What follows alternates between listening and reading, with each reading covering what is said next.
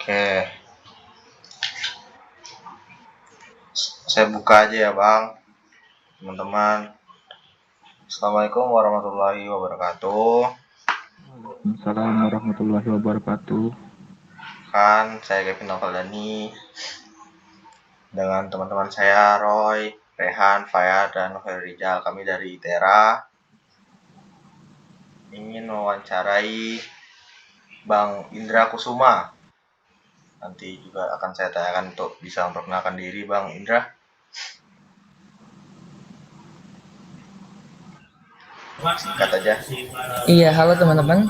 Kenalin, aku Indra Kusuma. Aku merupakan mahasiswa Hukum Universitas Sriwijaya, angkatan 2021. Oke, Salam kenal Bang.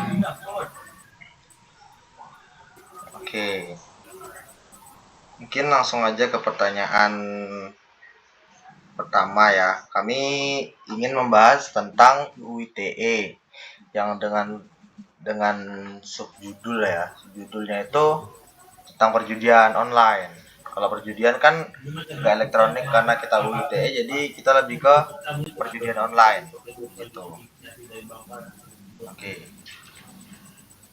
Apa perbedaan antara hukum perjudian offline atau yang ada di tradisional gitu dengan perjudian online dalam konteks hukum di Indonesia, Bang? Singkatnya gimana, Bang? Hmm, Untuk secara hukum, perjudian di Indonesia itu kan dilarang nih, baik offline maupun online. Nah, perjudian offline itu diatur dalam Kitab Undang-Undang Hukum Pidana, yaitu KUHP pasal 303. Dan ada kalau perjudian online itu diatur oleh UU ITE atau Undang-Undang Informasi dan Transaksi Elektronik yang terdapat pada pasal 27 ayat 2. Kemudian perbedaan utamanya itu terletak pada media, yaitu kalau offline itu harus berada langsung di tempat kejadian, yaitu seperti kasino ataupun warung kopi gitu kan. Kemudian kalau online itu harus lewat internet atau web, kemudian aplikasi judi online dan lain-lainnya. Kemudian perbedaan lainnya itu ada transaksi. Transaksi itu kalau offline itu harus menggunakan uang tunai gitu kan. Berbeda dengan judi online yang harus menggunakan metode pembayaran digital seperti transfer bank atau e-wallet gitu. Selanjutnya itu adalah pengawasan dan regulasinya, di mana judi offline itu lebih mudah diawasi oleh pihak berwenang, sedangkan judi online itu sulit diawasi karena menggunakan situs web dan aplikasi perjudian online yang bisa diakses dari berbagai negara gitu. Kemudian perbedaan terakhir itu mungkin penindakan hukumnya. Judi offline itu penindakan hukum itu terdapat pada biasanya dilakukan dengan menggerbekkan lokasi tempat kejadian perkara perjudian oleh kepolisian. Sedangkan judi online itu penindakan hukumnya terdapat terhadap judi online itu lebih kompleks, di mana pihak berwenang harus memblokir situs web dan aplikasi serta melakukan penangkapan terhadap operator dan pemainnya gitu. Itu sih untuk perbedaannya dari aku. Oke, berarti kalau patokan hukum yang ada di judi online itu tetap di UU ITE ya berarti ya? Patokan hukum untuk judi online. Iya, iya kalau patokan hukumnya itu untuk yang offline itu di KUHP, sedangkan yang online itu di UU ITE. Oke. Berarti saling keterkaitan ya Bang antara judi online tadi sama undang-undang ITE itu terhubung ya Bang. Maksudnya Iya, mereka saling terhubung. kait gitu, Ya. di mana UU ITE itu menjadi instrumen penting dalam menangani judi online karena pertama, UU ITE itu melarang penyebaran informasi atau konten perjudian yang terdapat dalam pasal 27 ayat 2. Kemudian memberikan dasar hukum untuk pemblokiran seperti pasal 27 ayat 3 dalam UU ITE.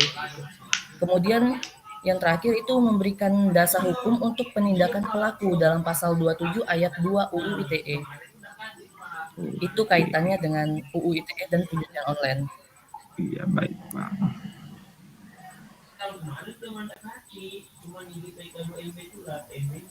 Hmm.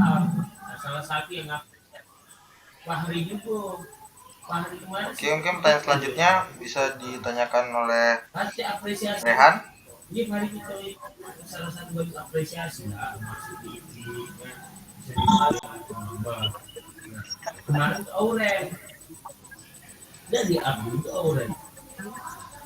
karena suara agak putus-putus Han. Suaranya agak putus-putus, mungkin saya wakilin saja ya. Lanjut, Ben. Oke, untuk efektivitas menurut Abang itu efektivitas UITE untuk mengatasi situs perjudian online ilegal di internet itu bagaimana, Bang? Apakah sudah efektif atau belum? Nah, untuk efektivitas ini, UU ITE itu telah menunjukkan efektivitas dalam beberapa aspek dalam mengatasi situs judi online ilegal di Indonesia. Yang pertama yaitu adalah penurunan jumlah situs judi online, di mana upaya pemblokiran oleh Kominfo telah berhasil menurunkan jumlah situs judi online yang dapat diakses di Indonesia. Kemudian yang kedua itu penangkapan pelaku, di mana penegak hukum itu telah berhasil menangkap pelaku dan menindak beberapa pelaku judi online. Selanjutnya itu dapat meningkatkan kesadaran masyarakat, di mana sosialisasi dan edukasi tentang bahayanya judi online melalui berbagai media telah meningkatkan kesadaran masyarakat. Hal ini dapat membantu mengurangi minat masyarakat untuk bermain judi online. Namun masih terdapat beberapa tantangan dalam efektivitas UU ITE ini, seperti kemunculan situs judi online baru, kurangnya koordinasi antar lembaga negara dan penegak hukum, pembuktian unsur pidananya, kecepatan transaksinya, kemudian akses internetnya juga gitu. Berarti kalau dari range efektivitas itu berapa persen gitu? Range-nya aja. Dari 1 sampai 10. Menurut aku pribadi mungkin masih bisa lebih baik kali ya untuk penegak hukum mengatasi judi online di Indonesia, karena walaupun masih terdapat banyak situs judi online di Indonesia, untuk range-nya mungkin 6/10 lah ya. Lumayan. Oke, Roy, lanjut Roy. Tanya selanjutnya Roy. Boleh Roy? Oke, ini sebelumnya mau nanya nih Bang, menurut pandang Bang ini kalau ngelihat masa depan orang yang berjudi online gitu Bang, dan apa tindakan yang akan dilakukan oleh pihak hukum terkait perjudian online itu bagaimana Bang? Coba diulang. Gini Bang, pandangan Abang terhadap orang yang berjudi online gitu, pandangannya, pandangan Abang terkait masa depan orang yang berjudi online dan tindakan yang akan dilakukan oleh pihak hukum itu kayak mana Bang? Oke. Masa depan orang yang berjudi online ya mungkin agak suram ya, karena judi online itu bisa membuat kita candu gitu kan. Sama aja kayak kita main game gitu. Judi online itu candu banget. Ya benar, kayak tidak menjanjikan judi online itu, kayak menjanjikan kemenangan, tapi ketika kita menang itu terus-menerus kita akan tergiur untuk main terus, untuk menang terus, dan akhirnya kita kalah gitu. Ujung-ujungnya kita rugi sendiri dan akhirnya kita bangkrut gitu, miskin jatuhnya. Ya kayak suram aja sih masa depan orang-orang yang bermain judi online yang udah kecanduan gitu. Minjam duit sana sini ya Ujung-ujungnya Bang. ke pinjol-pinjol gitu ya Anak Bang? wawancara dari ITE, apa dari iya.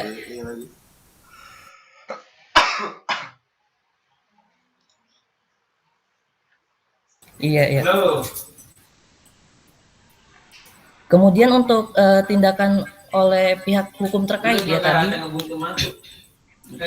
di mana menurut saya itu perlu penyempurnaan lagi gitu regulasi terkait judi online, termasuk pembatasan akses internet ke situs judi online dan aturan yang lebih tegas untuk penyelenggaraan dan pemain judi online gitu. Selanjutnya itu ada peningkatan penegakan hukum, di mana harus meningkatkan koordinasi antar lembaga penegak hukum. Selanjutnya ada edukasi dan sosialisasi, kerjasama internasional juga diperlukan gitu. Selanjutnya juga ada pemanfaatan teknologi, di mana kita harus memanfaatkan teknologi yang lebih canggih untuk melacak dan memblokir situs-situs judi online ini gitu. Itu sih komentar saya tentang penegakan hukum terkait gitu.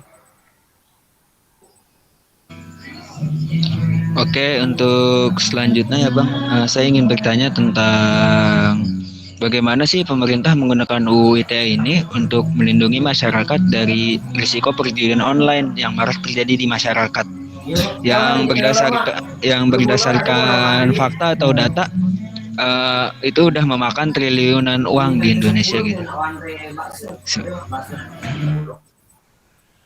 Oke. Upaya pemerintah untuk melindungi masyarakat dari judi online itu ada termasuk yaitu bentuknya adalah UU ITE, di mana pemerintah Indonesia menggunakan UU ITE sebagai salah satu instrumen utama untuk melindungi masyarakat dari maraknya perjudian online yang telah menimbulkan kerugian finansial yang begitu besar dan sosial yang signifikan, seperti pemblokiran situs judi online yang baru-baru ini dilakukan oleh Kominfo sebagai lembaga yang berwenang secara aktif memblokir situs-situs judi online yang dapat diakses di Indonesia. Nah, pemblokiran ini dilakukan dengan memasukkan alamat IP situs judi online ke dalam daftar,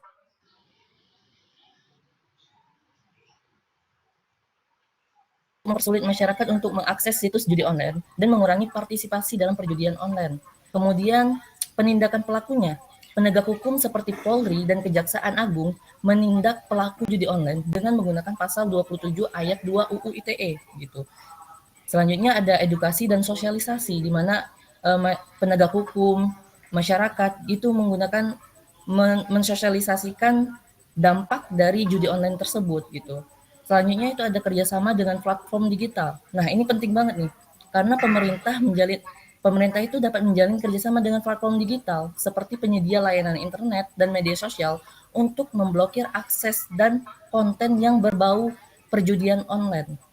Kemudian pemanfaatan teknologi, di mana pemerintah harus memanfaatkan teknologi untuk melacak dan memblokir situs judi online. Pemanfaatan teknologi ini diharapkan dapat meningkatkan efektivitas upaya pemerintah dalam menangani judi online, gitu.